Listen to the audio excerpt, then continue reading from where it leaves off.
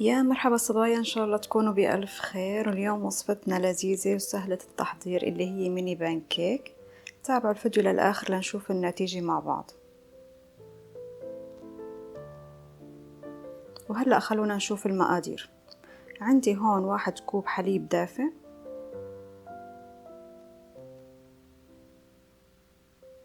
وراح أضيف عليه معلقة من الخل الأبيض لحتى نحصل على البتر ميلك. هلأ بنخفقهم مع بعض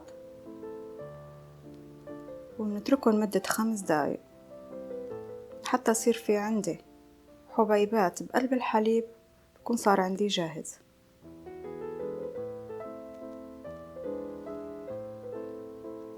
وهلأ صبايا بعد مرور 5 دقايق راح أضيف 25 غرام من الزبدة المذابة، وملعقة طعام من السكر والحبيبات، وبيضة واحدة بحرارة الغرفة.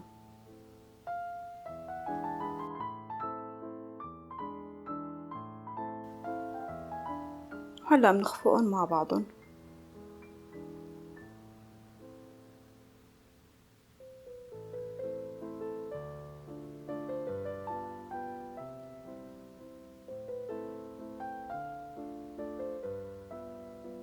أنا هون عندي كوب طحين متعدد الاستعمالات، ضفت عليه معلقة صغيرة فانيلا ومعلقة صغيرة بيكنج باودر، وما بدنا ننسى رشة الملح لحتى تتوازن الطعمات. وضروري جدا ننخل الطحين لحتى نحصل على قوام ناعم.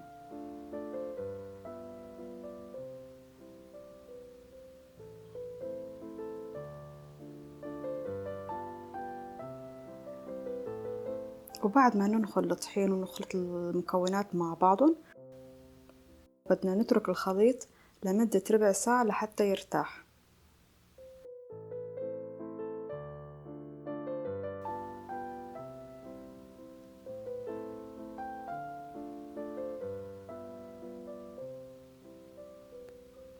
وهلأ مثل ما شايفين صار الخليط قريب لخليط الكيك تقريبا.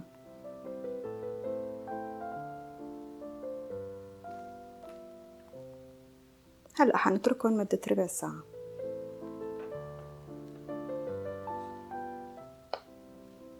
وهلأ بعد مرور ربع ساعة من الوقت بدنا نحمل مقلاية على نار عالية، وبعد ما تحمل مقلاي بنوطي الغاز على أوطى درجة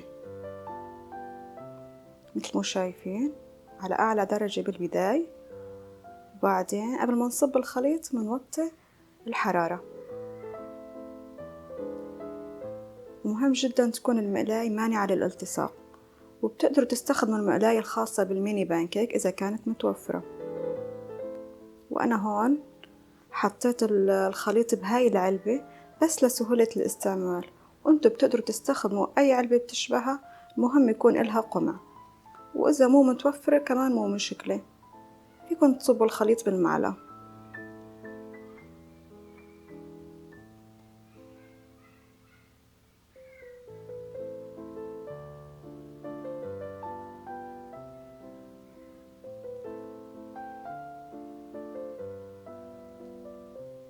وهلأ أول ما يصير في ثقوب على وجه البانكيك وينشف، بنقلبه على الوجه التاني، وهيك بيكون أخذ لون ذهبي.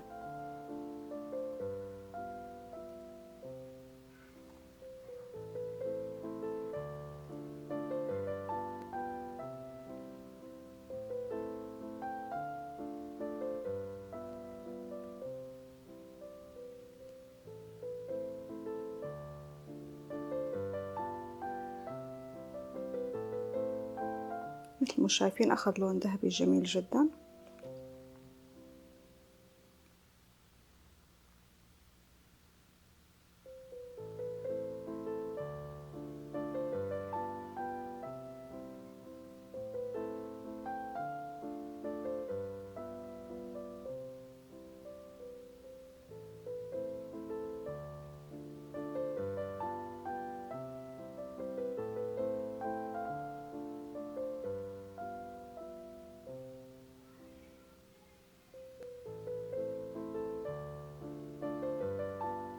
وأنا هون حضرت قطعة قماش خاصة بالمطبخ بس لحتى تحافظ لي على طراوة البانكيك.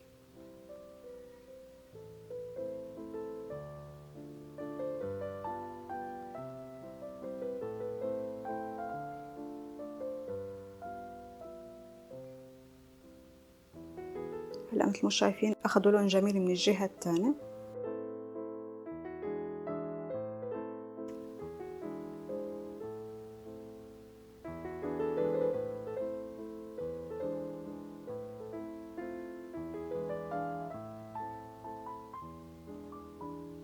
ومنكفي الكمية كلها بهاي الطريقة.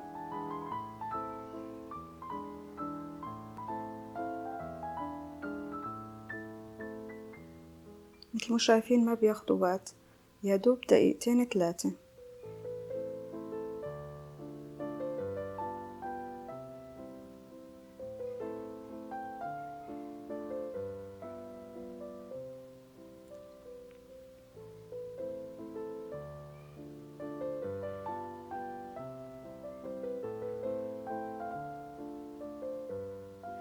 هلا بعد ما خلصت الكمية كلها ما شاء الله جدا شهية وطرية مثل ما شايفين.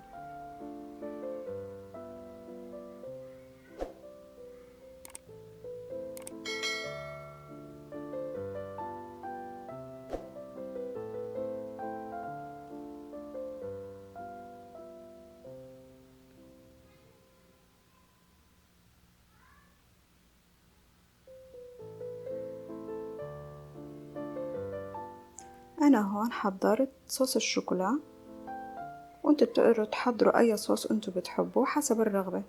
ممكن تحضروا صوص الكراميل.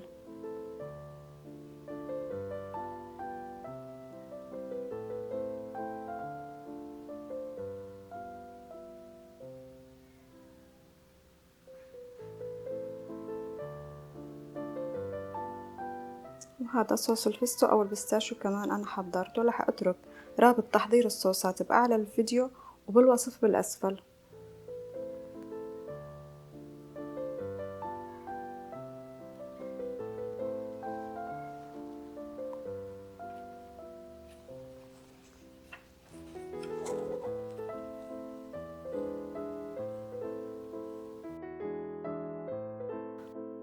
وهلأ وصلنا لنهاية وصفتنا لليوم. مثل ما شايفين حضرت مع الفواكه مثل الموز والفراولة، وحضرت كمان الزبدة والعسل.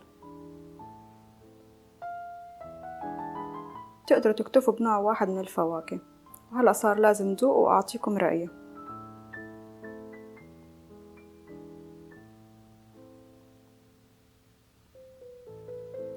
ما شاء الله جدا لذيذ الوصفة، بتمنى تجربوها وتعطوني رأيكم بأسفل الفيديو بالتعليقات. ولا تنسوا اللايك، وإذا عجبكم الفيديو فضلا وليس أمرا الضغط على زر الاشتراك وتفعيل الجرس ليوصلكم كل جديد أنا بنزله. وهلأ صار لازم أودعكم. سلام.